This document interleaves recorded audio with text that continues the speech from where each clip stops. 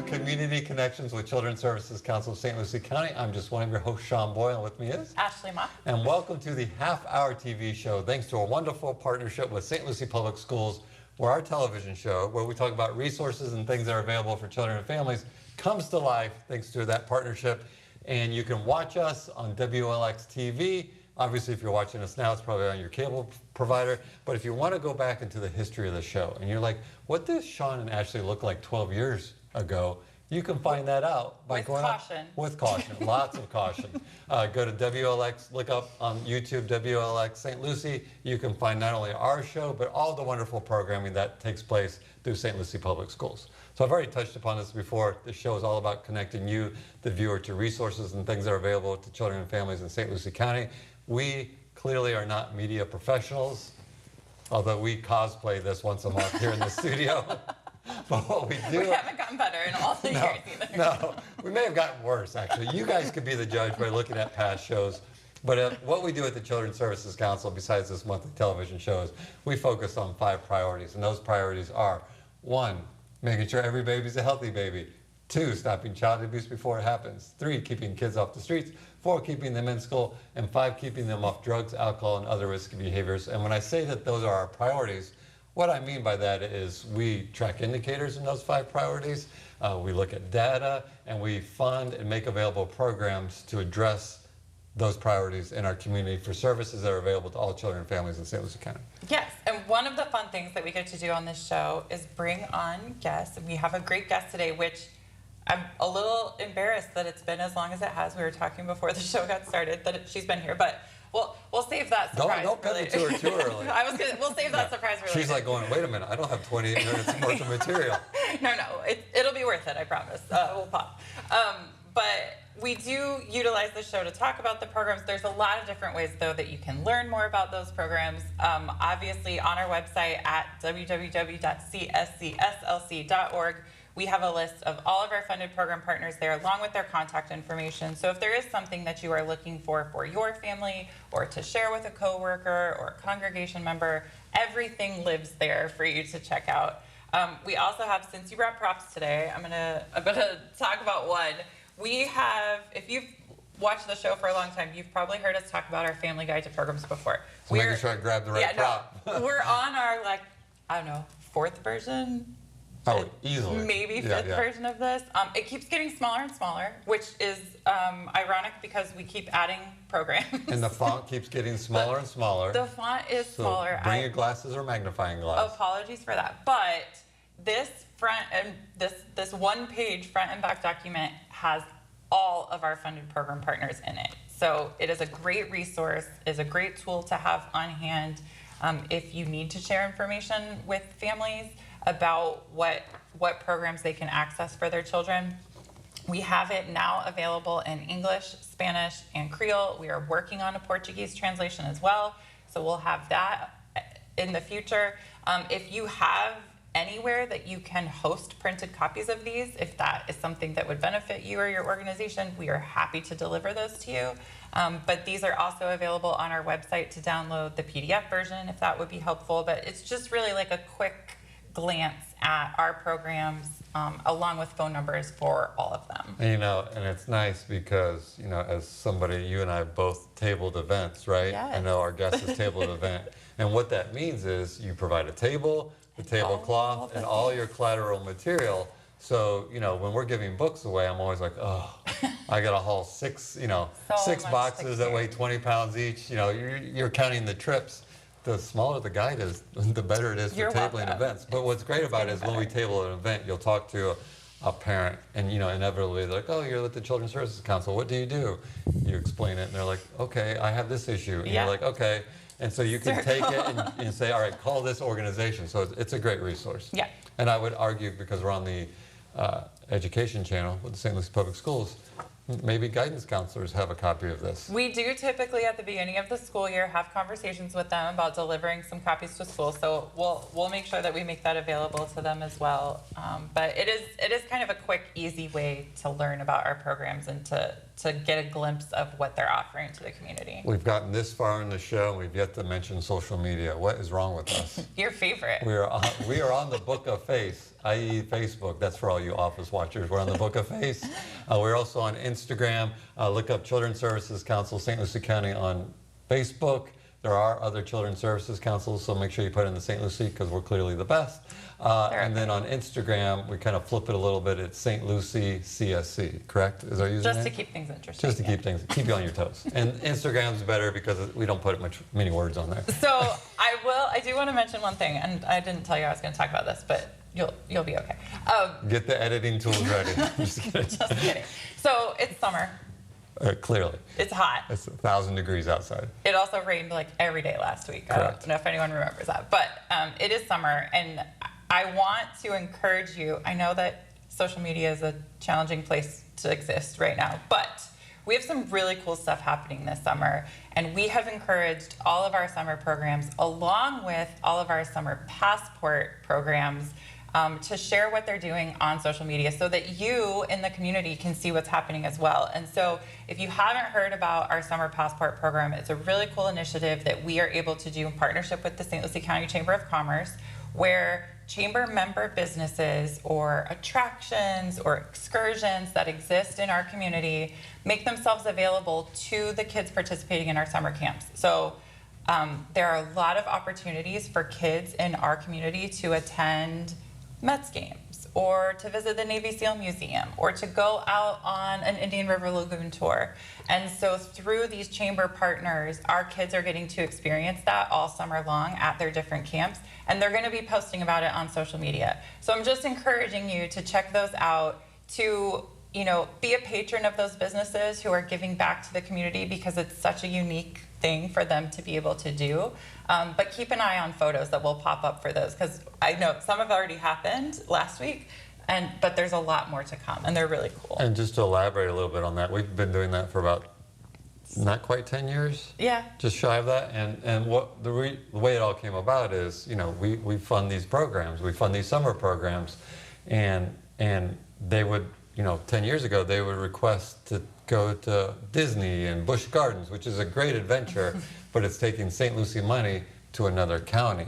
And this partnership with the Chamber, not only do they get to explore parts of their community that they probably don't know about, but it also helps those tourism industries, which is typically their slower time of the year. So it's a win-win for everybody. It's really great. And we've heard great stories, too, about kids who are maybe 14, 15 years old, grew up in Fort Pierce their whole life, never once visited the river, never once visited the ocean. And they're able to do that through some of these experiences and get exposure to things like golf and urban air, and just really cool things that they get to do.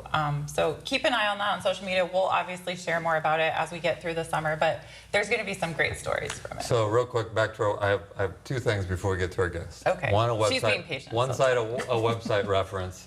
On our website, we have our annual report. We've been talking about this for the last few months. It never gets old because it's really a great read. It's designed to be read in 5 minutes or less.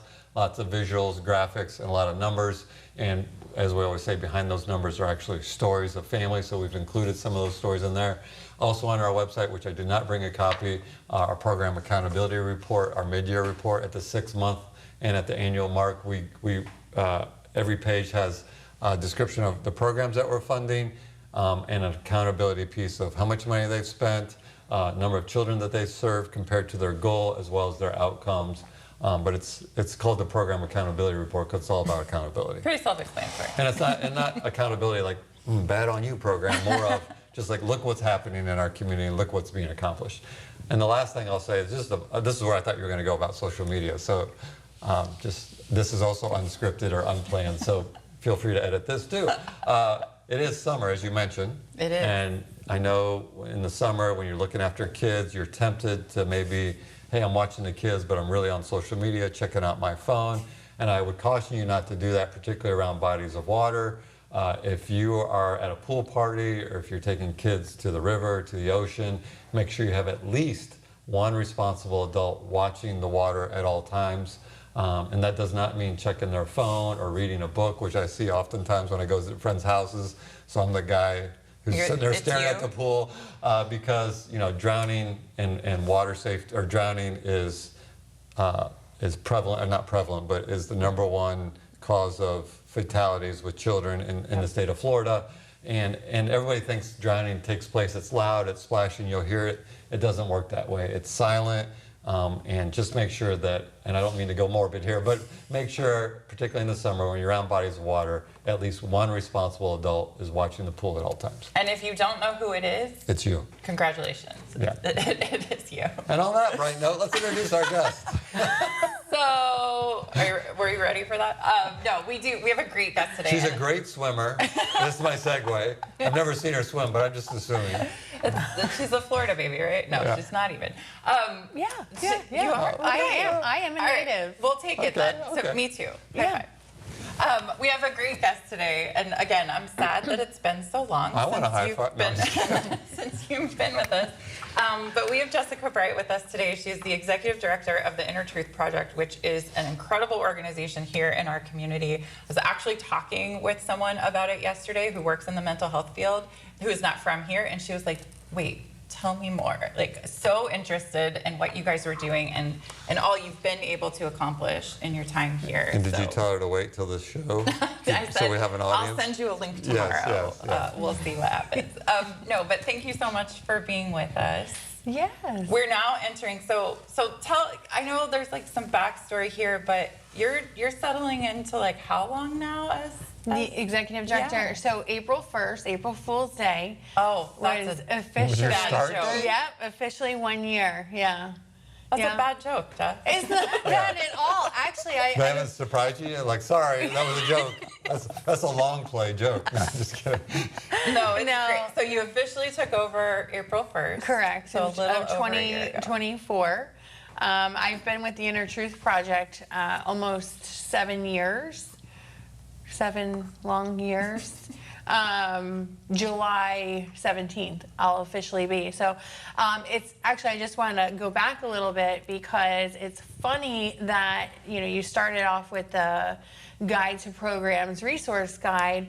And I remember I was hired on early on as a very part-time outreach coordinator at the Inner Truth Project. And my job at the time was to go out and meet people and share about our programs. And, we were funded by you all, so we would do a lot of CSC tabling events and just things like that in the community. And I don't remember the resource guide being that robust. And for the viewers, I don't know if they can see it or not, but it is very shiny. It's got a nice gloss to it.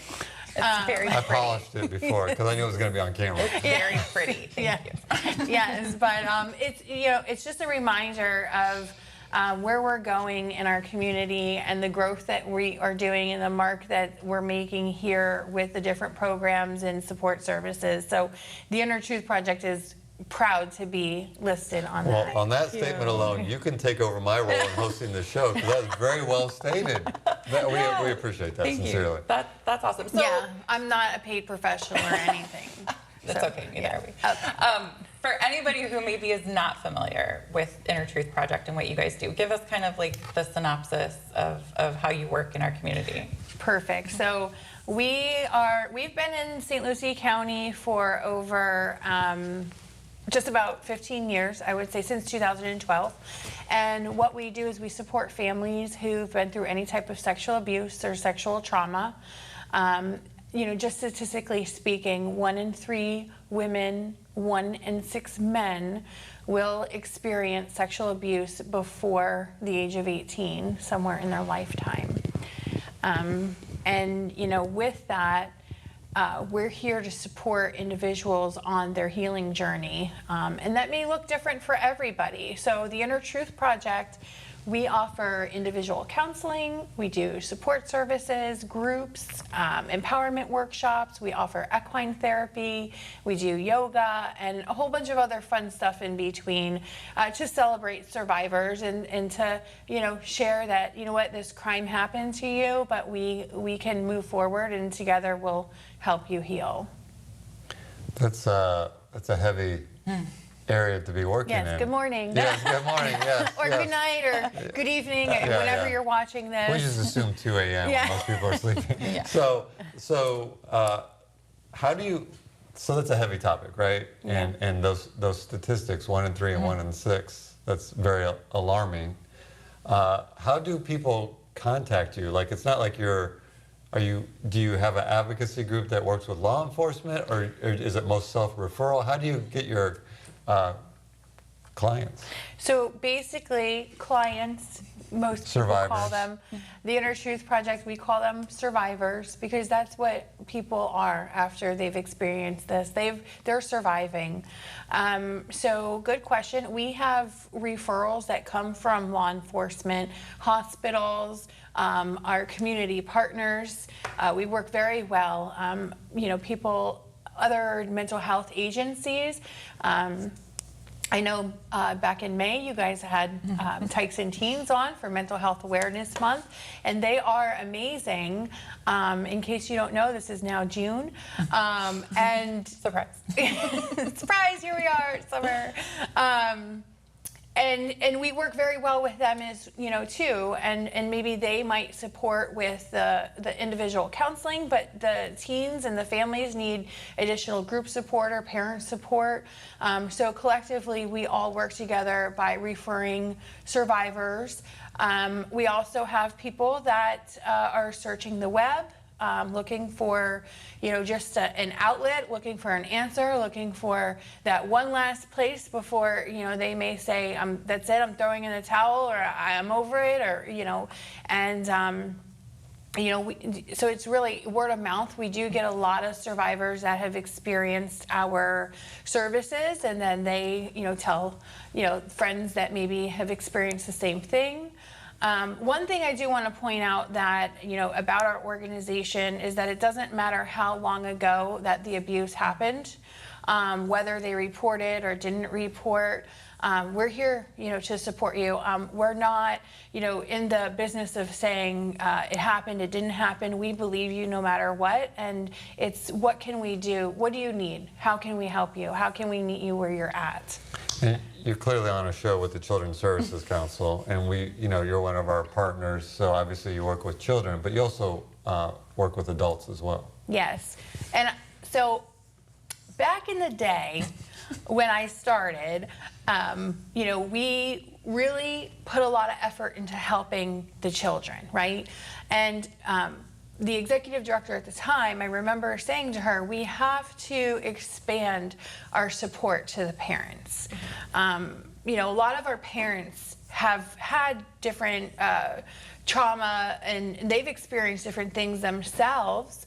And so if we're there to help them, or the caregivers, provide support to them, it's better and healthier for the family as a whole. So we have expanded. We help our families as well as like giving parents therapy. We do monthly parent workshops, things like that. But furthermore, we do help men and women who are over the age of 18. We have a great men's program that's just thriving. About 2 years ago, we hired on a male advocate, and that really was an opportunity for our organization to pivot in the community to share that this isn't just a women's or a girls' issue, that this also happens to guys, and it's okay to get support and receive support, and we're here, whatever that looks like for you. Yeah.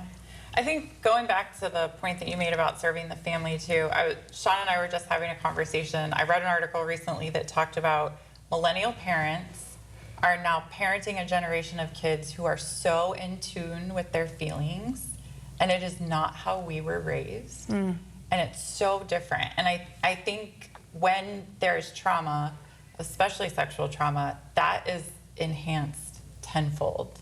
And so there's a lot of difficult conversations that happen within the families, because I think there are parents who were raised like, we don't talk about that, we don't think about that, like it happened to you and it's done, Right. and we're done.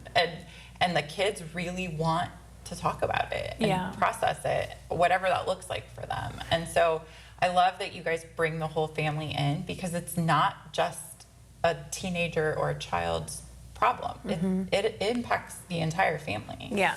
And we see, especially if there's other siblings involved, especially, parents maybe at this moment, how can I get my one child the help that they need, and then the other child or children are kind of like in the shadows, and then that can sometimes become an issue too, and a lot of resentment, and then, you know, different behavior changes and things like that. So those are things that we, you know, share about, like how to come together as a unit. And yeah, we do see, you know, there's just, I get a lot of phone calls, and, you know, I'm the executive director, but I do work in the programs too. And there are times that I talk to a lot of parents or caregivers, and one of their, you know, statements are just, I just can't wait till this is all over, you know, and yes, but this is, you know, constant of, you know, maintenance, and there's things that, you know, as adults that we got to do on our part too, you know, and sometimes I think when it's your child, it's hard, it's really hard to think about all the things that we read in articles, and what would I suggest my friend to do, and things like that. So having that information with the Inner Truth Project is very helpful, and they look for us for a lot of peer support. Sometimes they call and they're just like, oh, you know, my son snuck out last night, I don't know what to do now, you know, and it's just like, okay, let's take a breath. What do you want to do? You know, and you know, how can we get them, you know, back into the program or connected to a different program that is going to support them for what they need. Yeah. So I don't know, I'm sitting here thinking, and I don't know if there's a question here, but it's just kind of dawned on me, and I know you used to do outreach for the Inner Truth, and I think that's important, and I know, you know, the founder used to go and, you know, speak and tell stories, because it's a big leap to be like, you know, this happened to me. It's not like, oh, this happened to me, oh, let me go call Inner Truth. It's probably it's a big step to make that phone call. Yeah. So is there a strategy to getting survivors comfortable to acknowledge it and to actually reach out for help? Because I think that would be, I mean, you know, I'm a Generation X. We don't, you know, we keep everything inside. Right. And then, you know, we die of a heart attack at 70. Earlier. Or earlier, yeah. So, sorry, that went dark for a minute. I didn't mean that. But like, is there a strategy to, like, is it just, because we've both been to your place. It's very welcoming. Like, we joke all the time, like, oh, we need That's a peaceful place go. like Inner Truth just to decompress. So it's a very welcoming If I need a minute, I think about going to your office. Yeah, just stepping just in. mentally So do a guided meditation. Is that part of the outreach strategy, is to let people know that, I mean, just that stat alone lets people know, like, hey, if it happened to me, I know I'm not alone. I'm just trying to help the audience, but also just curious. So I will say we've done a very good job over the years of being a survivor-led organization, peer-led organization. We're human beings, you know. It doesn't matter what, we have people, you know, who've gone to college and they have degrees and things like that that work with us. But at the end of the day, we're just humans helping humans. I myself am a survivor. We have plenty of other employees and staff that also identify as a survivor. And we have some that are not, but just simply want to support survivors. And it looks different for everyone. Some people call and they're like, okay, I'm ready. I'm just over it, and I know I want therapy. And some people just don't know. They just might need an ear to listen, and that's okay. We do a lot of follow-up calls, just checking in. Hey, how are yous? Because I think sometimes that's that, a lot of times people are missing that piece. Yes, we have groups. Yes, you could come to therapy. Yes, there's equine. We have this art workshop going on, but sometimes it's missing that, hey, how's it going? I can tell you every survivor that walks through our door and their family, we know their names. We know, the backstory on them. They are very unique individuals. And so it's just important for them to feel that they're not just calling a hotline, they're not just calling a center, that they're calling people who genuinely care and want to support them whatever that may look like for them. It may be, I just want to talk, I'm going to tell you my whole story and then never pick up the phone again, and that's okay. Do you ever have parents call who suspect maybe something happened based upon, maybe an abstract situation? Yes, And but then the child's resulting behavior? Do you ever get those calls? All the time. Yeah, all the time. And, and so we offer them to come to our parent workshops. And, there's a lot of times too that, being a teenager, there's a lot of peer pressures in school, out of school, in, just different places where teens go, online, social media alone. We talked about social media. By the way, I learned that the Book of Face really isn't a cool place for teenagers that much anymore. They do other things like TikTok and Instagram. Yeah. Okay. I thought it was Insta. I go by IG.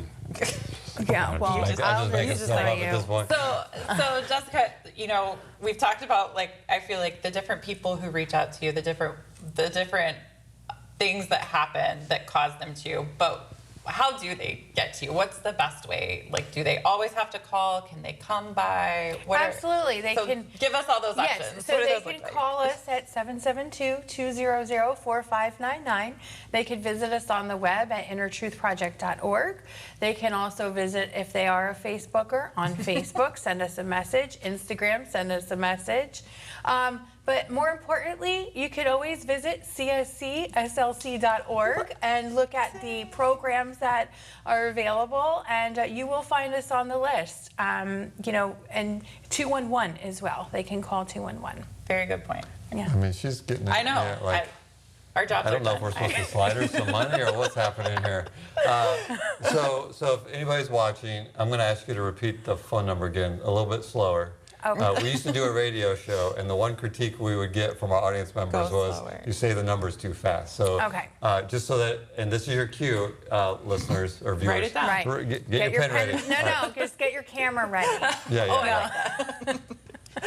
772-200-4599. And we've got like a minute left, just in 30 seconds left. When I call, what information do I need to have on hand? You just need to have your name, remember your name, let us know your age, and just share about a little bit of what happened and how we can support you. And this is, just to clarify for our audience, I know you know this is for all ages. All ages. And it could, and as you said, the act could have happened 20 years ago. 20 years ago, it could have happened recently, whatever, whenever we're here. I think it's important as we wind down here, as much kudos as you've given to the Children's Services Council, we need to give it back to the Inner Truth Project, because there is no other service like this in our area. I would say, probably even in Florida, right? We're very fortunate that it's here in St. Lucie County, serving our residents. So on behalf of our team, let us thank your team for all that you do. Thank you. And by all means, give that phone number a call.